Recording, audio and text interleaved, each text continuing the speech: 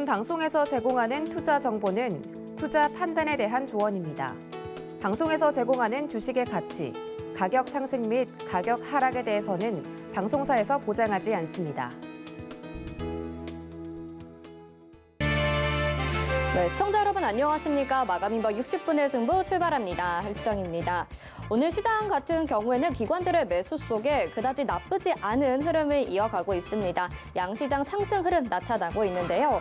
그동안 시장에서 악재라고 여겨졌던 금리 인상이나 또 지정학적 위기에 대한 리스크는 어느 정도 소화가 됐다라는 분석들이 많습니다. 자, 업종별로 봤을 땐 어떨까요? 오늘은 2차 전지 업종에 대해서 마감인박 60분의 승부 이야기하면서 출발해 보도록 하겠습니다.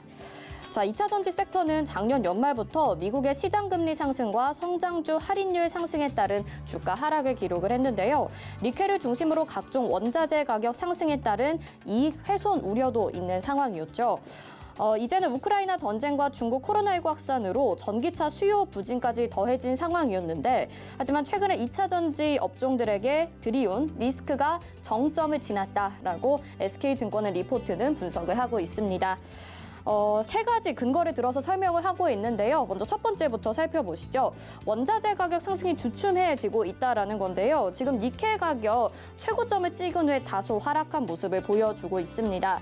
작년 하반기부터 상승했던 리튬, 니켈 가격이 올해 들어서 추가적으로 급등을 했는데요. 코발트 가격도 사상 최대 수준을 경신하며 오르고 있는데, 이 리스크가 기업들의 생산 차질이나 실적 부담으로 이어져서 소재나 셀, 완성차에 다 같이 부담해야 될 악재로 작용을 했었죠. 이는 주가에 그대로 반영이 됐었습니다. 하지만 다행히 원재료 가격들이 고점 대비해서 최근 주춤한 모습을 보이고 있기 때문에 정점을 찍었다라는 분석들이 나오고 있죠. 둘째로 유럽 완성차 가동률이 줄면서 전기차 공급 부진이 문제인데요. 결론적으로 3, 4월 유럽 전기차에는 생산 차질이 우려되지만 이 정점이 지나고 나면 상황은 조금 나아질 것이다 라고 보고 있습니다. 가뜩이나 차량용 반도체 공급 부족으로 전기차 생산에 차질이 있는 상황인데요. 우크라이나 전쟁에 따라서 이 와이어 하니스 공급 부족 가능성이 제기되고 있죠. 유럽연합으로 수입되는 와이어 하니스의 약 7%를 우크라이나에서 생산하고 있어 지금 전쟁의 영향을 받고 있는 상황이긴 한데요. 와이어링 하네스는 비교적 복잡한 구성 요소이므로 짧은 시간에 생산을 재배치하거나 쉽게 교체할 수 없는 부품이기 때문에 폭스바겐의 독일 볼크스부르크 본 공장과 전기차를 생산하는 공장 등이 생산을 중단하는 사태인 것으로 알려져 있고요. 단기적으로는 전기차의 수요와 공급에 차질을 가져올 수 있다라는 분석이 나오고 있습니다. 자, 다음은 중국의 상황을 한번 짚어볼까요? 코로나19 확진자 발생으로 심천 지역이 이동 통제와 또 전수 검사를 실시하고 있는데요. 상해도 부분적인 통제가 이뤄지고 있죠. 코로나19로 인한 락다운은 소비의 급격한 위축을 일으킬 수 있으며 이는 중국 전기차 수요 감소로 이어질 가능성이 있지만 반대로 중국 전기차 수요 감소는 2차 전지 소재들의 가격 정점을 만들어줄 수 있기 때문에 장기적으로는 긍정적인 측면을 기대할 수 있을 것이다라고 보고 있는데요. 또한 시간이 지날수록 우크라이나 이외의 생산처에서 가동률을 올리면서 전쟁의 영향력에서 벗어날 것이며 중국의 이번 코로나19 대처는 무조건 락다운이 아니라 다소 유연하고 짧은 락다운으로 이어지고 있어서 과거와 달라 보인다는 분석입니다. 자, 이렇게 한 단계 고비를 넘길 것으로 보이고 있는 국내 2차 전지 관련주들, 업체의 특성에 맞게 투자 전략은 다르게 세워봐야 될 것 같은데요. SK증권 리포트에 따르면 한국의 셀 3사들의 1분기와 2분기 수익성은 다소 보수적으로 봐야 될 것으로 판단되지만 소재업체들은 전기차 수요가 영향받지 않는 한 판가 전가가 이루어지면서 상대적으로 양호한 수익성을 유지할 것으로 전망이 되고 있습니다. 그러면서 2차 전지 소재주 탑픽으로 에코프로비엠과 첨보를 유지하고 있습니다. 자, 지금까지 이슈 브리핑 살펴봤고요. 이어서 보다 자세한 내용은 계속해서 마감인박 60분의 승부에서 도와드릴 테니까요. 끝까지 채널 고정해 주시길 바랍니다.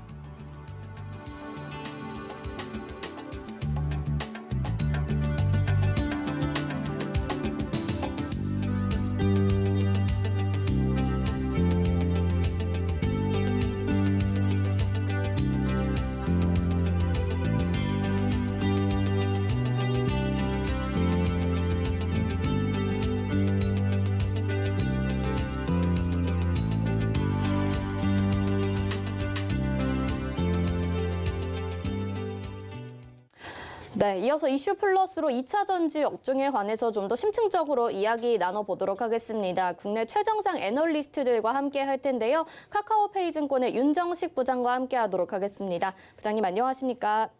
안녕하세요. 네.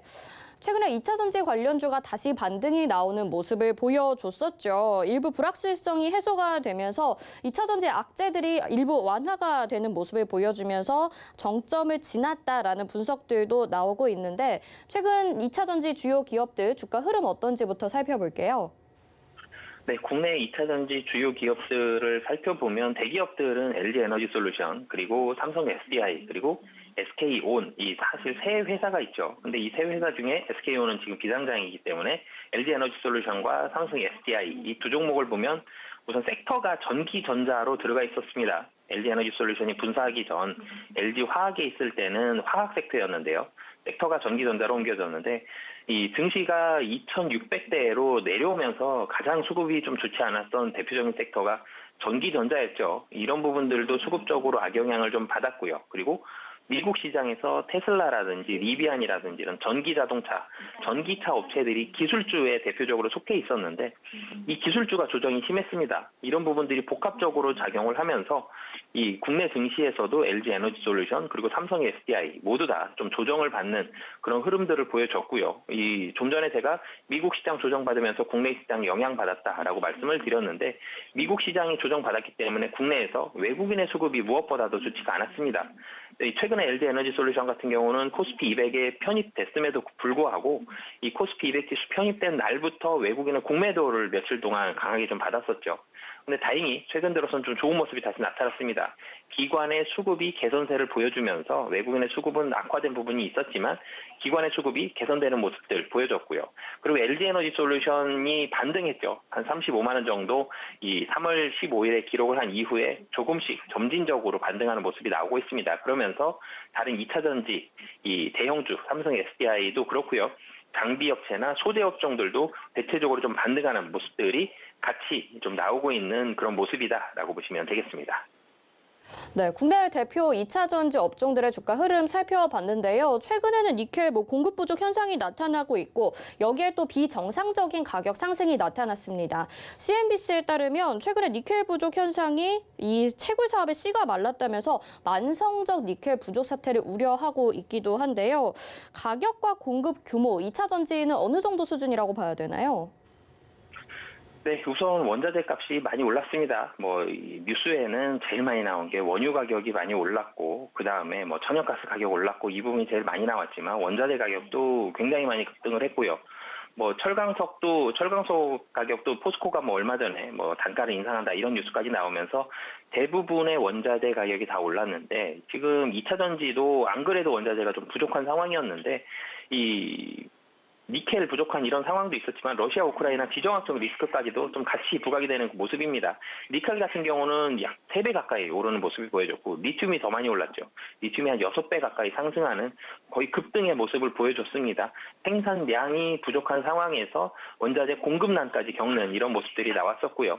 원재료 가격의 상승과 수급적으로도 문제가 나오기 때문에 이런 부분들이 복합적으로 작용하면서 안 그래도 LG에너지솔루션도 그렇고 다음 2차 전지 업체가 다 이 수주 잔고가 계속적으로 좀 쌓여가는 이런 모습들이 좀 나타났습니다. 그렇기 때문에 이 국내에 있는 2차 전지 3사 모두 수주 잔고 감소를 위해서 생산력을 강화하려는 그런 노력들을 많이 하고 있는데요. 미국의 공장을 짓는 부분들도 이런 부분들에 대한 일환이라고 보시면 되겠고요.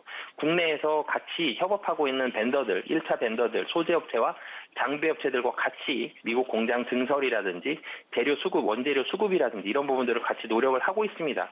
그렇기 때문에 전체적으로 노력을 하고 있다는 부분들, 이 부분은 시간이 지나면 조금씩은 해결이 될 것으로 보여지고요. 하지만 지금 상황에서는 가격도 가격이지만 수급적으로 굉장히 좀 만약에 어려움을 겪고 있다라고 보시면 되겠습니다. 많은 노력들을 기울이고 있지만 수급이 부족한 현상이기 때문에 지금 가격 급등과 같은 모습들이 나타나고 있다라는 말씀을 해주셨습니다. 자, 이렇게 2차 전지 원재료들의 가격 급등 현상을 좀 알아봤는데 지금 이 사태로 인해서 전기차 수요 둔화를 가지고 오기도 했죠. 지금 전기차 생산에 차질이 빚어지고 있는 상황인데 국내 완성차 기업들에 미치는 타격은 또 어떻게 살펴봐야 될까요? 네, 이 우선은 전기차도 전기차인데요. 차량용 반도체가 부족하면서 지금 완성차, 일반 내연기관으로 돌아가는 완성차들도 수급 문제가 굉장히 심각한 모습을 보여주고 있죠. 전기 자동차는 더 큰 문제고요. 일반 완성차도 심지어 기본적으로 사용됐던 옵션들도 많이 빠지고 있고요. 생산 자체가 안 되기 때문에 이런 완성차와 전기차 모두 수급적으로 차질을 빚고 있습니다. 생산량이 못 따라가기 때문에 당연히 판매량, 매출액이 줄어드는 그런 모습들이 나오고 있고요. 이익단 자체가 훼손되니 이익률은 훼손되지 않았는데요. 매출액이 줄어드는, 매출액이 기대만큼 빨리 회복되지 못하는 이런 모습들이 나오고 있습니다. 반도체 부족 현상은 이 작년 초에는, 작년 하반기에는 뭐 적어도 해결이 될 것이다라고 했는데 작년 하반기까지 해결이 거의 되지 않았죠. 그리고 금년에도 상반기 중에는 완연히 좀 회복되는 모습이 나올 가능성이 높다라는 예상을 했는데 아직까지 해소가 되지는 못하고 있습니다. 뭐 와이어링 하네스부터 시작을 해서 차량용 반도체가 굉장히 좀 간단하지만 휴대폰과 이 컴퓨터에 들어가는 반도체보다 좀 더 간단하지만 이 반도체를 만드는 업체들이 워낙 좀 다양하기 때문에 어느 쪽에서 얼만큼 수급이 부족하고 어느 쪽에서 어떻게 생산 속도를 늘려야 되는지를 찾고 해결하는데 좀 더 많은 시간이 걸리게 됩니다. 뭐 그렇기 때문에 이런 부분들은 이런 반도체 부족 현상 해소 시기가 예상보다 지연이 되고 있는 그런 모습이고요. 하지만 반도체 부족 현상은 분명히 해결은 될 겁니다. 해결에 대한 시기가 뭐 언제쯤이고 어느 정도의 속도로 될 것이냐의 문제이기 때문에 하반기에는 지금은 상당히 좀 곤란을 겪고 있지만 하반기에는 점진적으로 반도체 부족 현상이 완화가 될 가능성이 높다라고 보시면 되겠습니다. 전기차뿐만이 아니라 일반 완성차 업체들에도 공급 부족 현상이 나타나게 되면서 하반기쯤에는 그래도 다소 완화될 것으로 보인다. 이렇게 말씀을 해주셨습니다. 저희가 지난주에도 이슈 브리핑을 통해서 또 언급이 드렸던 부분이 있는데 중국의 지금 폐쇄 조치이죠. 방역 조치에 따라서 소비 위축이 또 우려되고 있는 상황이고요. 전기차 시장도 다소 우려감이 있는 상황입니다. 중국의 방역 조치로 인해서 또 국내 2차 전지 업계에 타격이 크지 않을까 싶은데 중국 쪽에서 봤을 때 이 업계에 미치는 영향은 어떻게 보실까요? 분명 중국이 세계 최대의 인구를 가지고 있기 때문에 세계 최대의 시장인 건 맞습니다. 하지만 국내 2차 전지 업체들은 대체적으로 중국 시장보다는 미국 시장에 이 포커스를 맞추고 있기 때문에 중국 시장의 이런 방역 정책으로 인한 위축, 이익이 국내 업체에 미치는 영향은 상당히 좀 제한적이다라고 보시면 되겠습니다. 전 세계 2차 전지 점유율 1위가 CATL입니다. 30% 조금 넘는 그런 점유율을 보여주고 있고 2위가 LG 에너지 솔루션 20% 조금 넘는 비중을 보여주고 있습니다. 이 1위의 CATL 가장 비중은 높지만 중국을 제외하면 이 국내 2차 전지 업체들과는 비교도 안 될 정도로 낮은 점유율을 보여주고 있거든요. 중국은 그만큼 CATL이 압도적인 비중을 차지하고 있는 상황입니다. 그렇기 때문에 중국이 이 방역 정책으로 전기차, 2차 전지 업계가 굉장히 어려워진다. 그러면 국내 업체들이 어려워지기보다는 중국에 있는 CATL이 어려워진다라고 보시면 되겠고요. 국내 업체들은 도리어 대부분의 비중이 미국이 가장 압도적으로 높고요. 그렇기 때문에 미국의 생산 고장 공장이라든지 조인트 벤처 설립이라든지 이런 부분들을 집중을 하고 있는 상황이고요. 미국 다음으로는 유럽입니다.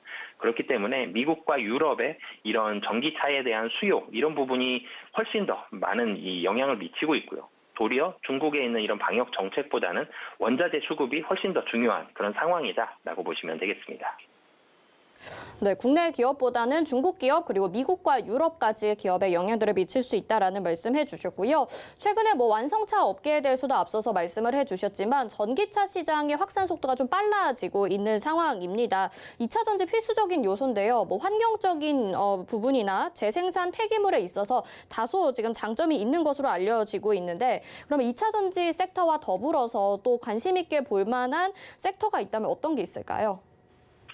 우선은 최근에 뭐 종종 이런 기업들 이런 쪽으로 진출한다라고 공시와 뉴스가 나오는 이 상장사들이 좀 있습니다. 폐배터리 시장인데요. 근데 폐배터리 시장은 아직까지는 수익성 부분에 있어서는 물음표가 너무나도 많이 있습니다. 이 폐배터리도 배터리죠. 예전에 저희가 집에서 가정에서 사용하고 있는 소형 건전지를 생각을 해보면 이 건전지들 폐배터리를 모아서 재사용하는 것도 있고 폐기물을 처리하는 것도 있습니다. 분명히 배터리 안에는 중금속이 많이 들어갑니다. 아까도 원자재 대란을 말씀드릴 때 니켈이라든지 코발트라든지 리튬 이런 중금속들이 들어가는 이 부분들이 있기 때문에 환경 오염에 대한 리스크가 한 가지가 있고요. 또 한 가지는 재사용이 가능합니다. 이 안에 들어가고 있는 희소 금속들에 대한 가격도 상당히 높고요. 그리고 이 금속들을 활용할 수 있고 이 배터리 자체를 활용할 수 있는 방안들이 있기 때문에 재사용은 가능하나 아직 폐배터리가 굉장히 많이 나오는 시기는 아니죠. 전기차에 대한 판매 속도가 점차적으로 늘어나고 있지만 전기차 배터리는 수명이 있기 때문에 아직 폐배터리 시장이 완연히 개화한 상황은 아닙니다. 그리고 이 폐배터리를 어떤 식으로 재사용해서 다룰 수가 있을지, 전기차에 사용할 수가 있을지에 대한 기준이 명확히 형성되지 않았기 때문에 수익성 부분이 결론적으로는 직결됩니다. 이런 부분들이 해결되지 않아서 아직까지 성장은 제한적인 상황이다라고 보시면 되겠고요. 도리어 폐배터리 시장보다는 이 2차 전지의 가장 앞단에 서 있는 이 LG, 삼성 SDI 그리고 SK온과 같은 3사 바로 아래에 있는 소재와 장비 업체를 좀 더 주목을 해보셨으면 좋겠는데요. 소재 업체 같은 경우는 최근 들어서 주가도 조금씩 올라가고 있는 그런 모습들 나오고 있고 소재 업체는 이익단이 굉장히 좀 좋습니다. 도리어 이 진입 장벽 자체가 굉장히 높기 때문에 소재 업체들은 계속적인 증설, 그러니까 이 생산이 수요를 따라가지 못하고 있는 그런 상황입니다. 그렇기 때문에 높은 수익성은 지속이 될 가능성이 높은데 최근 들어서 작년에 주가가 많이 올랐기 때문에 밸류에이션 부담이 좀 있었습니다. 그런 부분들이 연초에 반영이 되었다가 이제 다시 한번 조금씩 치고 올라가는 이런 모습들이 나오는 거고요. 장비업체 같은 경우는 소재업체보다는 진입장벽이 낮습니다. 하지만 무엇보다도 국내 이 배터리 3사의 전 세계 시장 점유율이 굉장히 높고 미국 시장에서 굉장히 크게 캐파를 확대를 하고 있는데요. 그렇기 때문에 국내 3사와의 이런 안정적인 협업, 이런 부분들이 되어 있기 때문에 안정적인 매출을 확보하고 있습니다. 실적 자체가 안정적이다라고 보시면 되겠는데요. 그렇기 때문에 장비업체들은 안정적인 매출과 그리고 소재업체보다는 밸류에이션이 쌉니다. 이런 부분들에 대한 매력도를 평가해 보셨으면 좋겠고요. 소재업체는 진입장벽과 이익단을 놓고 기업들을 평가해 보시면 좋을 것 같습니다. 네, 폐배터리보다는 소재나 장비 쪽으로 보면 좋겠다라는 말씀을 전해주셨습니다. 그렇다면 앞에서 말씀드렸다시피 최근에 주가 조정에 이제 정점이 지났다라는 리포트를 살펴봤는데 어떻게 보시는지 궁금하고요. 2차 전지 관련 주가 전망과 함께 투자 전략도 한번 세워주시죠.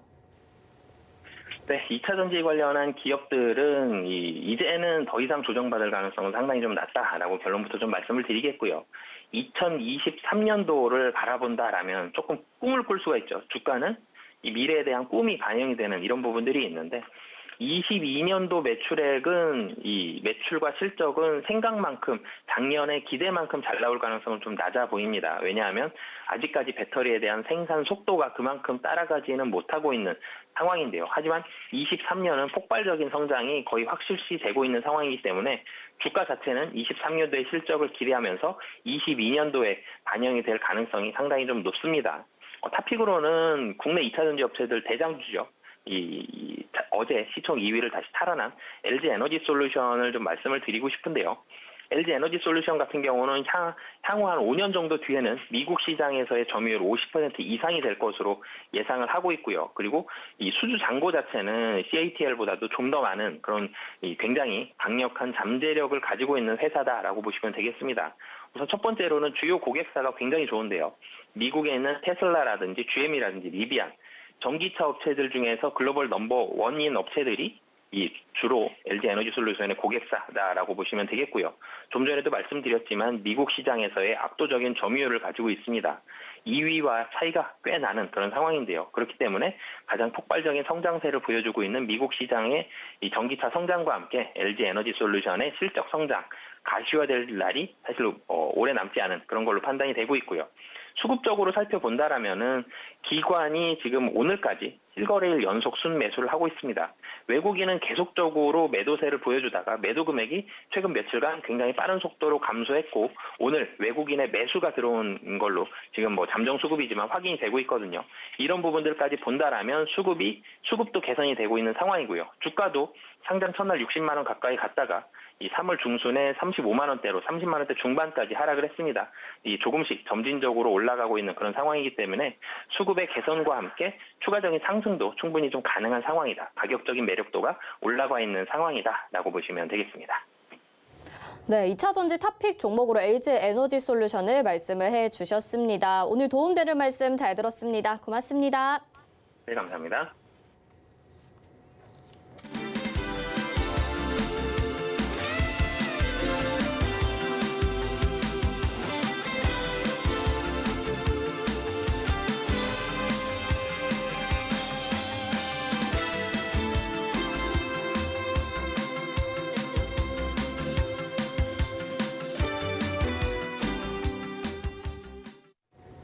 네, 이어서는 키워드 식스센스 확인해 보도록 하겠습니다. 오늘 주식시장에서 눈에 띄었던 키워드 6가지와 또 특징주들도 알아볼 텐데요. 하이투자증권의 이창환 부장님 연결해 보도록 하겠습니다. 부장님 안녕하십니까?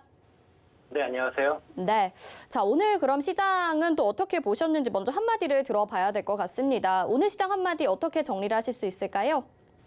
네, 오늘은 그 업종과 그 종목별 이슈에 따라서 이제 그 등락 장세가 나타났다고 볼 수 있겠고요. 어떤 시장의 전반적인 이슈보다도 특히 이제 블록딜 이슈가 좀 있다 보니까 관련 종목들이 좀 많이 빠진 것도 있고 또 실적 이슈로서 개별 종목들 업종 및 전체적으로 섹터가 올라가는 그런 흐름 봤을 때는 지금은 이제 계속 지수보다는 그 업종과 섹터의 이슈에 그리고 해당 업종에 대한 실적에 집중이 됐다라고 좀 말씀을 드리겠고요.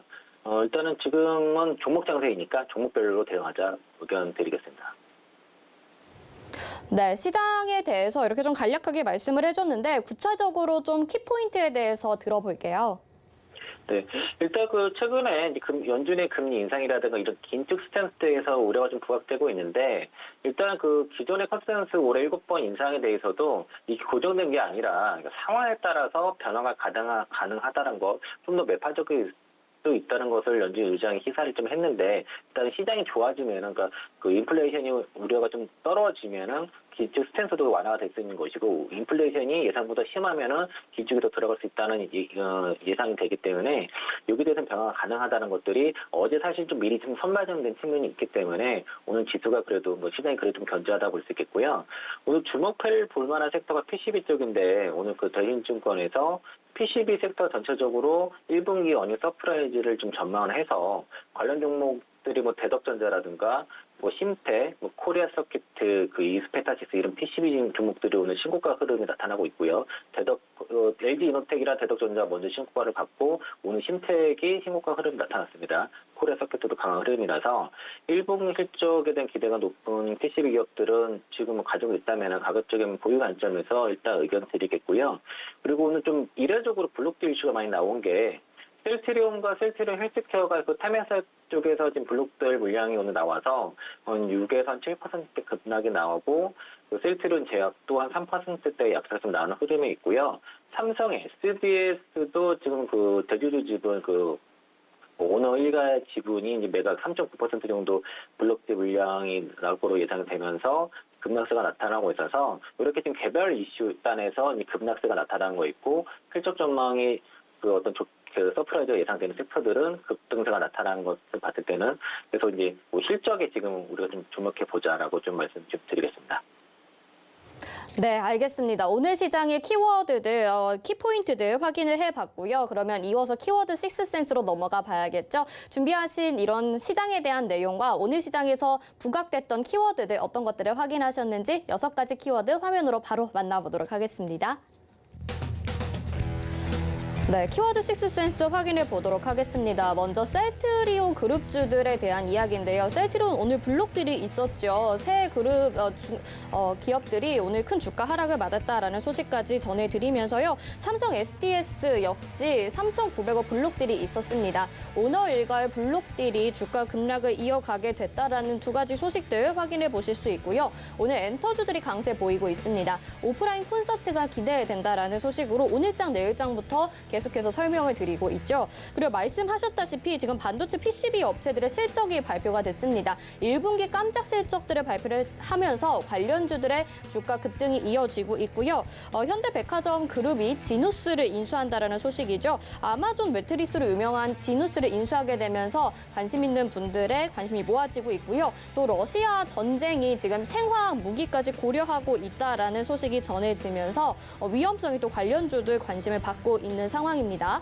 자, 그럼 6가지 키워드 안에서 관심 있게 보시는 특징주들 어떤 것들이 있을까요? 6가지 종목 확인해 보겠습니다. 당연히 셀트리온 그룹주들 안에서는 셀트리온과 셀트리온 헬스케어를 꼽을 수가 있겠죠. 그리고 오너일과 블록딜 이슈, 삼성 SDS를 꼽을 수 있을 것 같고요. 오늘 엔터주 안에서는 JYP 엔터테인먼트 특징적인 종목으로 확인을 하셨습니다. 또 PCB 실적과 관련해서는 심텍이라는 종목, 역시 그리고 지누스를 현대백화점이 인수한다라는 소식으로 지누스 종목 가지고 나오셨고요. 그리고 러시아 전쟁 생화학 무기 고려와 관련된 이슈로는 LRG 넥스원을 가지고 나오셨습니다. 자, 이렇게 6가지 종목 중에서 3가지 종목 이야기 나눠볼 텐데요. 3가지 종목은 JYP 엔터테인먼트, 심텍, LRG 넥스원 이렇게입니다. 네, 이렇게 6가지 키워드와 6가지 특징주, 그리고 그 안에서 3가지를 꼽아서 이야기 나눠볼 텐데요. 먼저 첫 번째부터 살펴보도록 하겠습니다. JYP 엔터테인먼트를 특징주로 가지고 나오셨는데 최근에 엔터주들이 매력적인 종목으로 부각을 받고 있죠. JYP 엔터테인먼트 고일치 스톱일치 말씀 부탁드릴게요. 일단 그 의견 드리겠고요. JYP 엔터뿐만 아니라 오늘 그 엔터주들 다른 YG 엔터라든가 엔터 종목들은 오늘 계속 리오프닝 스위즈로서 그 의견 좀 드리겠고, 오늘 리포트가 이제 JYP가 오늘 올해 영업이익이 전망치가 1,000억 달성이 가능하다는 그런 리포트가 나왔는데, 사실 그 시장 컨센서스가 올해 700억대, 내년에 영업이익 900억대를 보고 있었는데 상당히 지금 서프라이즈한 그런 실적 전망입니다. 이제 일단은 신인그룹들이 이제 올해 우리나라랑 그리고 내년에 우리나라, 중국, 그리고 일부 미국에서도 각 한 팀씩 나올 예정이고요. 스트레이키즈라든가 트와이스가 지금 굉장히 반응 좀 좋고 있고, 일본 쪽에서 반응 상당히 좋은 편이고 컴백 좀 성공을 했고요. 그리고 일본 쪽에서 니주가 지금 가파른 성장세가 나타나고 있고, 니주 프로젝트 2도 지금 진행되고 있어서 2024년까지 사상 최대 실적이 계속 전망이 된다. 엔터주들이 다 그런 것 같습니다. SM만 좀 예외적으로 좀 봐야 될 것 같고요. 그리고 상반기 내에서도 자사몰 런칭이 되다 보니까 여기에 따른 그 MB 사업 확대 가능성도 있고, 그리고 그 엔터 3사 중에서 가장 그 오너에 대한 리스크라든가 가장 아티스트 대 리스크가 가장 적은 엔터주가 JYP거든요. 가장 도덕성 높은 기업이라고 봤을 때는 JYP의 오늘 주가 상승 충분히 이유가 있고, JYP의 어떤 실적 전망으로 인해서 다른 엔터주 전체를 다 끌어올리는 그런 효과가 나타나고 있어서 오늘 장에서는 JYP가 지금 엔터주 대장주 역할을 하고 있다까지 의견 드리겠습니다.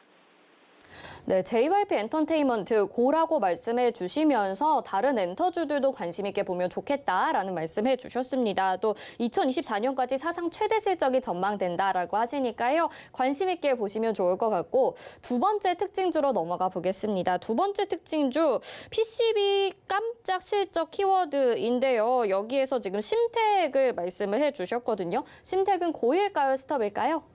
네, 심텍 그 의견 드리겠고요. 아마 그 PCB 종목 중에서는 가장 밸류가 싸다고 좀 말씀드리겠고, 지금 PCB 쪽에서 오늘 아까 먼저 말씀드렸지만은 그 LG 이노텍과 그 대덕전자 이런 쪽들이 대부분 그 FC BJ 쪽, 특히 그게 이제 자율주행 쪽에 들어가면서 서버 쪽도 많이 들어가죠. 그러면서 이제 실적들이 상당히 좋고 쇼테지가 지금 심화됐기 때문에 지금 영업이익이 더 많이 올라가는데, LG 이노텍과 대덕이 신고가를 먼저 갔고 다음에 심텍이 갔거든요. 근데 밸류 계산을 해보면은 대덕전자가 지금 올해 영업이익이 한 1,500억 정도 보거든요. 근데 지금 시가총액이 1조 4천억이 약간 안 됩니다. 그러니까 이제 올해 실적 전망치까지는 영업이익 10배를 거의 다 왔고요. 심텍이 오늘 최근에 리포트 나온 게, 지금 오늘 나온 게 올해 3,100억대까지 나왔거든요. 3,160억에, 시장 컨센서스가 2,795억이고, 회사 가이던스가 3,030억이었는데, 올해 전망치가 3,169억 리포트가 나왔기 때문에 영업이익 배수를 10배를 주게 되면 시가총액 3조가 넘어갈 수 있는 그런 영역이 나와서 현재 시가총액 1조 7천억대는 현재 적정가라고 좀 생각이 들고 아마 그 PCB 전체 쪽에서는 힘텍이 대장주 가능성 상당히 높다라고 좀 보고 있습니다. 실적 대비해서 워낙 싸기 때문에 그 영업이익률도 월등히 높습니다. 그 15%두 자릿수 영업이익이 나오는 PCB 기업은 힘텍이 유일하고요. 그 FC BJ랑 FC CSP 그리고 그 MSAP 쪽에 대한 실적 상당히 좋은데 대부분 FC BJ 쪽의 업체들이 그 증설을 하는 반면에 힘텍은 그 MSAP 쪽 증설을 유일하게 하고 있어서 이쪽에 슈테지가 심화될 경우에 힘텍의 영업이익이 올라가는 그런 구조이고 전장 쪽, 특히 전장 쪽에 PCB가 많이 들어가기 시작하면서 동작 실적이 많이 올라가고 있고 PCB 기업들이 올해 주목해 볼 만한 거는 올해부터 드디어 디젤5 시대가 열린다는 거죠. 1분기 또는 2분기부터는 본격적으로 디젤5 시대가 열리기 때문에 여기에 분명히 PCB 기업들이 큰 수혜가 된다라고 봤을 때는 힘텍은 계속 가져와야 된다고 말씀드리겠고요. 매수 관점에서는 좀 다가오는 신고가 흐름이기 때문에 따라 붙기보다는 좀 조정을 기다렸다가 5만 원 초반 정도 조정이 왔을 때는 힘텍은 조정식의 매수 관점에서 유지하면서 계속 끌고 가자. 시가총액 상대 가능성도 있으니까 강력 홀딩 의견 드리도록 하겠습니다. 네, 심텍고라고 말씀해 주셨는데 그 대장주라고 볼 수가 있겠죠. 근데 그렇다면 관련된 PCB 업체들 전부 다 긍정적으로 보시는 건지 좀 주의해야 될 부분도 있는지 궁금하거든요. 네, 어쨌든 실적이 워낙 좋기 때문에 올라가는데 그 밸류에이션 계산을 해보셔야 되고요.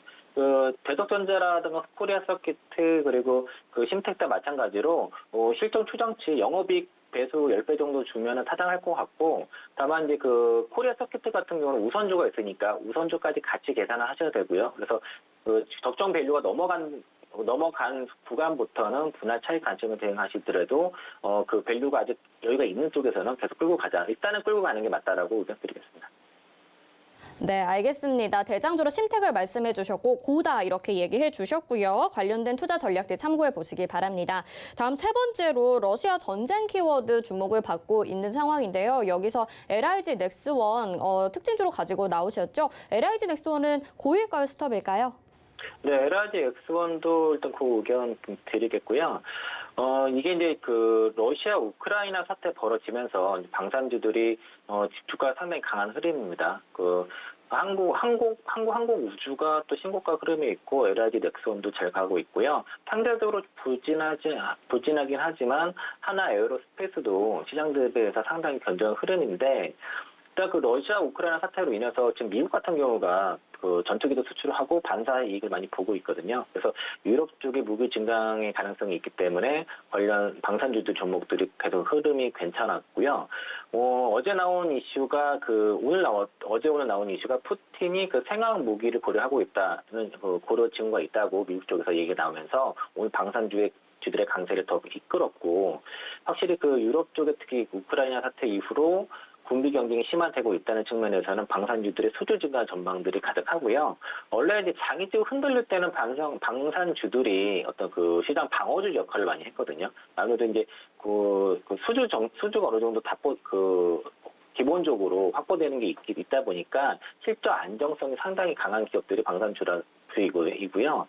LIG 넥스원 같은 경우는 올해 그 역대 최고 실적 전망이 지금 나오고 있고 항공우주라든가 다른 방산주 종목들도 좀 그런 기대감이 있는데 아마 실적 측면에서는 방산주 쪽에서는 LIG 넥스원이 가장 탑피라고 좀 보고 있고요. 실적 안정성이 가장 높은 기업이다라고 좀 볼 수 있겠고 그래서 LIG 넥스원은 지금 매수는 좀 부담스럽지만은 아직은 좀 더 끌고 갈 수 있는 정도 구간이라고 봐서는 일단 LIG 넥스원 계속 고의견 드리도록 하겠습니다. 네, 오늘 많이 상승을 했기 때문에 지금 추가 매수보다는 가지고 계신 분들은 보유하자라는 의견이신 것 같거든요. LIG 넥스원 일단 고라고 얘기를 해주셨고요. 자, 그렇다면 언제까지 이 LIG 넥스원 같은 방산주들 좀 볼 수 있을지 이제 지정학적 위기는 어느 정도 좀 마무리돼 간다고 봐야 되는 거 아닐까요?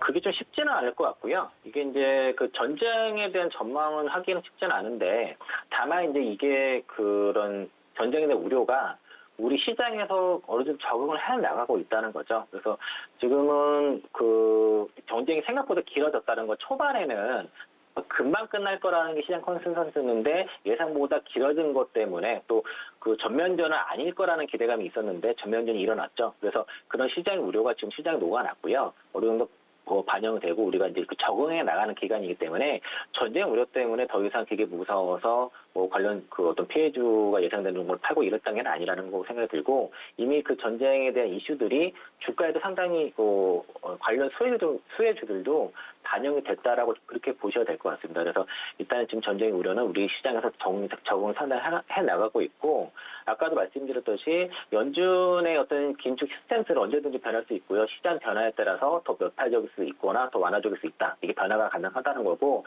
방향성은 일단 정해졌습니다. 연준은 긴축을 진행하고 긴축의 강도는 우리가 기존에 예상했던 것보다 강해진 상태인데 이 세부적인 내용에서의 어떤 변화가 생길 겁니다. 이게 예를 들면은 5월달에 50bp 인상을 바로 한다던가 아니면 25bp 인상하고 그 양속 긴축을 QT를 시행한다던가 이런 디테일에서 차이가 있을 것이고요. 일단 지금은 계속 지수는 연준이 계속 긴축 상태가 진행되는 상황에서는 지수장은 더 어렵다고 좀 보고 있습니다. 삼성전자 이런 대형 시총 상위 종목들의 어떤 최대적인 상승은 당장은 어렵다고 봐서 지수의 어떤 신경 쓰기보다 하루하루 시황에 신경 쓰기보다는 업종과 테마보다가 업종과 개별 종목에 집중해야 된다라고 좀 계속 말씀을 드리고 싶고요. 지금은 시장을 하방을 보기보다는 지수는 박스권에 종목 장세가 진행되기 때문에 앞으로 5월까지의 종목 장세가 예상돼서 계속 종목에 집중하자, 계속 좋은 종목들 집중하자 말씀드리겠습니다. 네, 알겠습니다. 오늘 6가지 키워드와 함께 또 3가지 특징주들 고일지, 스톱일지 나눠봤는데요. 투자 전략에 잘 참고해 보시기 바라겠고요. 지금까지 하이투자증권의 이창환 부장님과 이야기 나눠봤습니다. 오늘 말씀 고맙습니다. 네, 고맙습니다.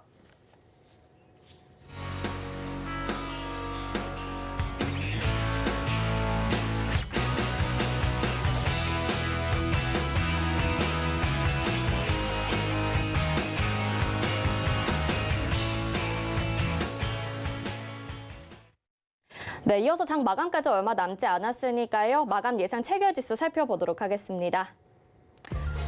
네, 코스피 지수부터 확인하겠습니다. 0.97% 상승하면서 1% 가까운 상승세가 나오고 있죠. 2,700선도 회복하면서 2,712.14포인트에 거래되고 있죠. 분봉상의 흐름으로 체크해 보겠습니다. 오늘 장 초반에는 다소 약한 모습이 나타났는데요. 최저점이 2,683포인트에서 출발을 했습니다. 다만 장중에 계속 고점을 높여가면서 2,700포인트도 회복하고 현재가 최고점입니다. 수급 상황 체크해 보도록 하겠습니다. 오늘 기관들이 매수를 해주고요. 개인들과 외국인은 매도에 동참하고 있는데요. 개인들이 1,932억 원, 외국인이 1,542억 원 매도 우위 보여주고 있고 기관들이 3,346억 원을 매수하고 있습니다. 다음 시가총액 상위 종목들 확인해 보시면 1위부터 5위까지 혼조세지만 다소 강한 모습들 나타나고 있는데요. 삼성전자 1% 가까운 상승세로 74,400원에 거래되고 있고요. LG에너지솔루션 오늘 3% 이상의 강세 보여주고 있습니다. SK하이닉스도 1.64% 상승세, 네이버가 보합권 나타내고 있고요. 삼성바이오로직스가 0.72% 상승 나타내고 있습니다.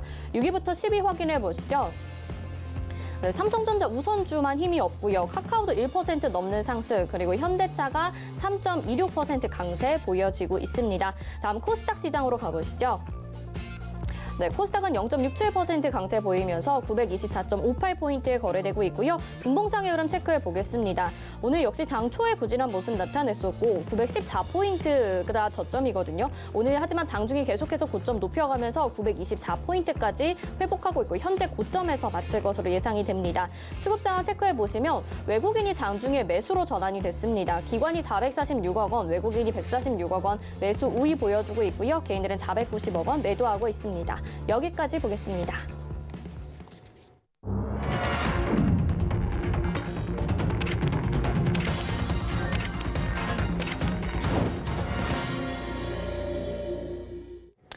네, 오늘 장 이렇게 마감이 됐습니다. 장 중에 계속해서 상승폭을 키워나가면서 양시장이 그래도 긍정적인 흐름 안에서 마무리가 됐는데요. 자, 그럼 계속해서 오늘 시장 어떻게 보셨는지 또 특징주들과 함께 이야기 나눠봐야겠죠. 이정수 파트너 연결해 보도록 하겠습니다. 파트너님 안녕하십니까? 네, 안녕하세요. 신한수의 이종수 파트너입니다. 네, 오늘 그래도 오후장으로 갈수록 시장이 힘을 내주었습니다. 간밤에 연준 이장이 계속 매파적인 발언을 내놨음에도 불구하고 시장은 타격이 크지 않은 것 같은데요. 오늘 시장 어떻게 보셨는지 특징주들과 함께 분석 부탁드릴게요. 네, 제가 지난주 시장에서 이제 시장이 일단은 바닥을 쳤다는 말씀을 좀 드렸었고, 그리고 나서 시장이 지금 좋아지고 있는 상황이 지금 펼쳐지고 있는데요. 뭐 어제도 뭐 미국 시장은 많이 안 빠졌습니다. 근데 뉴스만 보면 제가 아침에 실전 매매 정세도 말씀을 드렸듯이 뉴스만 보면 악재가 지금은 산재되어 있고 여전히 뭐 스태그플레이션이라든지 유가 급등에 따른 지금 상황들, 그다음에 지금 미국 얘기에서 이제 지난번에서도 러시아가 전쟁을 할 것 같다라는 얘기가 나왔는데 모든 사람들이 에이 설마 했는데 진짜로 전쟁이 났었죠.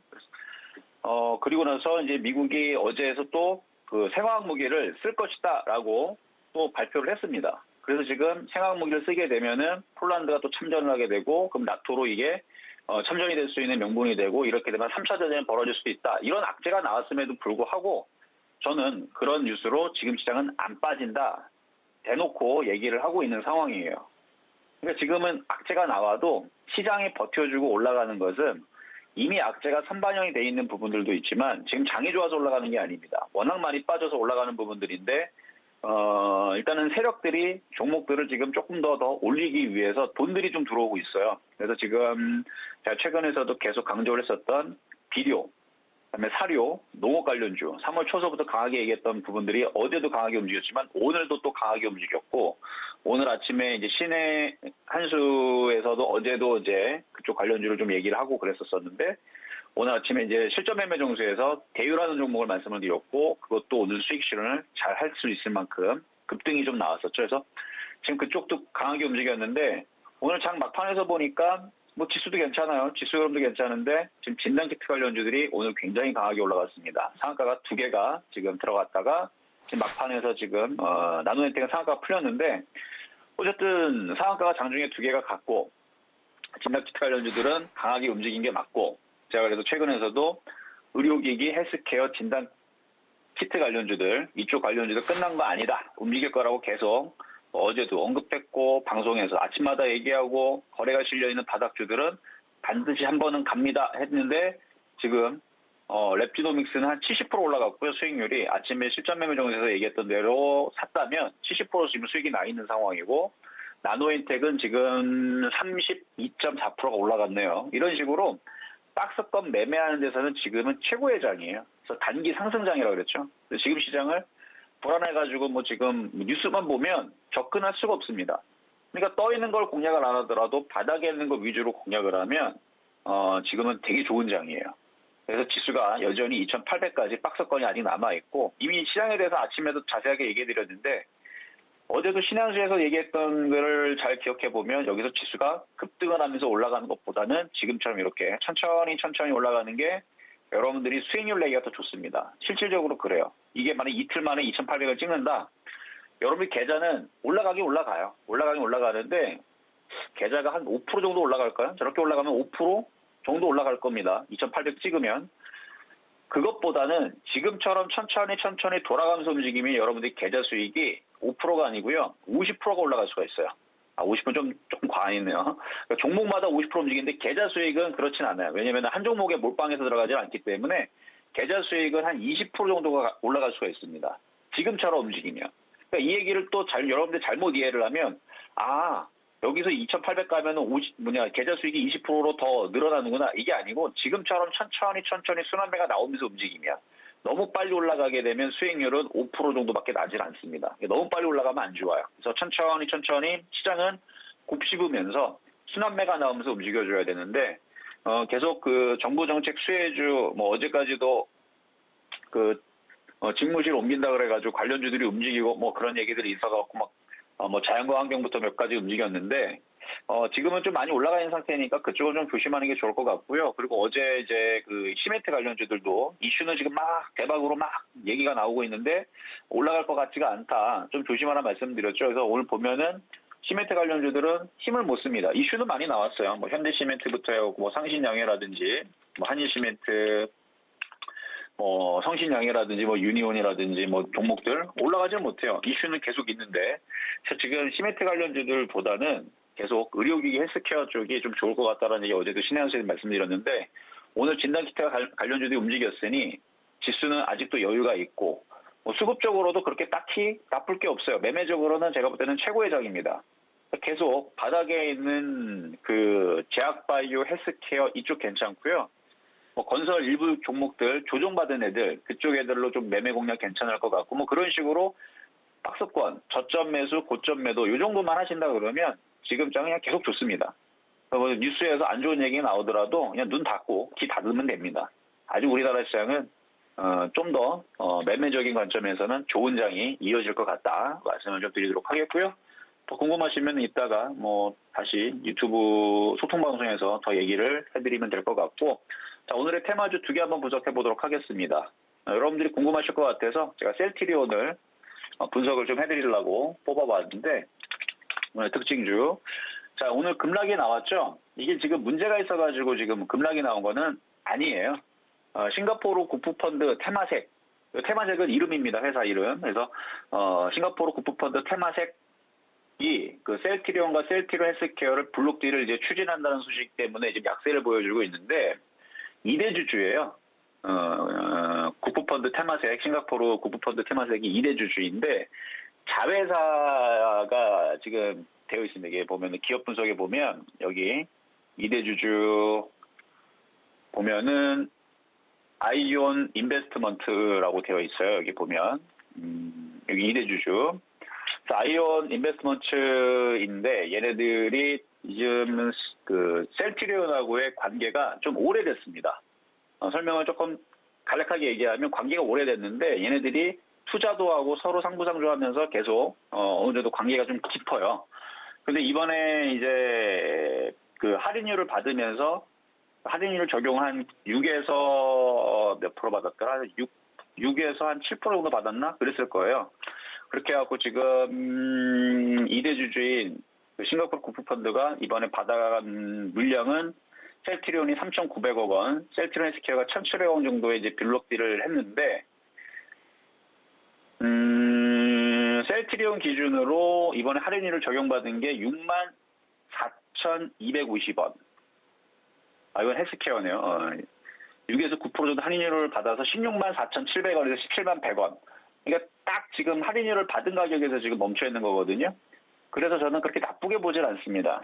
그래서 요거는 자세한 얘기는 좀 이따가 지금 시간이 많이 없기 때문에 자세한 얘기에서 일단 결론적으로는 지금 블록들이 된 부분들이 악재가 돼가지고 지금 저렇게 된 건데 저는 그렇게 보지 않는다.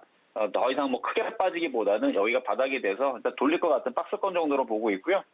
그래서 제약바이오다 지금 오늘 흐름들이 나쁘진 않았는데 셀트리온 때문에 약간 좀 느낌이 좀 그랬거든요. 근데 별 문제가 없는 것 같아서 요거는 갖고 있는 분들은 그냥 버티셔도 괜찮을 것 같다 말씀을 드리겠습니다. 자 그리고 다음은 이제 대유인데 오늘 아침에 실전 매매 정수에서 표역 종목으로 드렸던 종목이거든요.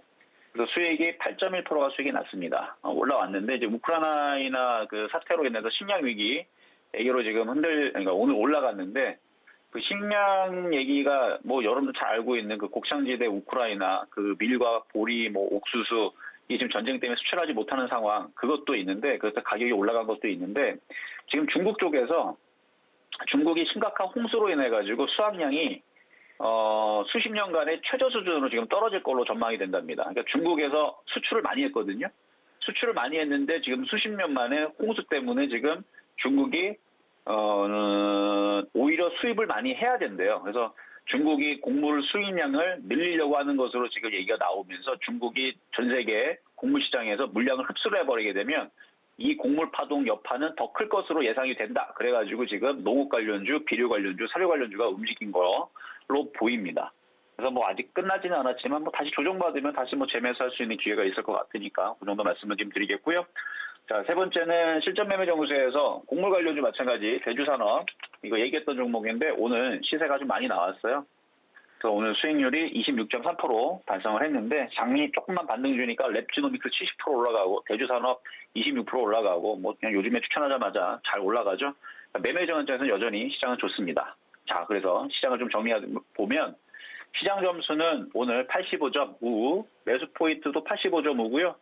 바이오 헬스 계속 제가 연장 3일 내내 바이오 헬스 얘기하고 있는데 진단키트도 움직였고 바이오 헬스 쪽 괜찮습니다. 85점 우 평가하도록 하겠습니다. 자, 못다한 얘기는 잠시 후 두 방송에서 말씀드리도록 하겠고요. 여기까지 이정수의 신한수였습니다.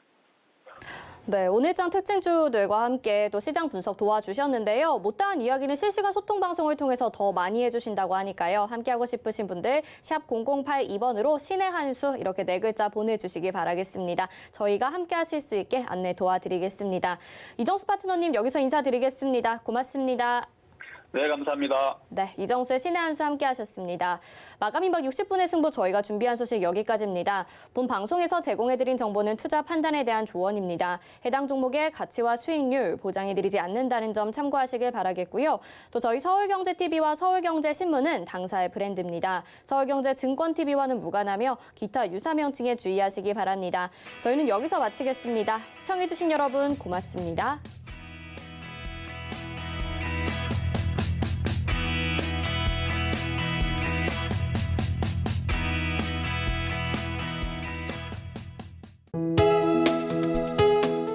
본 방송에서 제공하는 투자 정보는 투자 판단에 대한 조언입니다.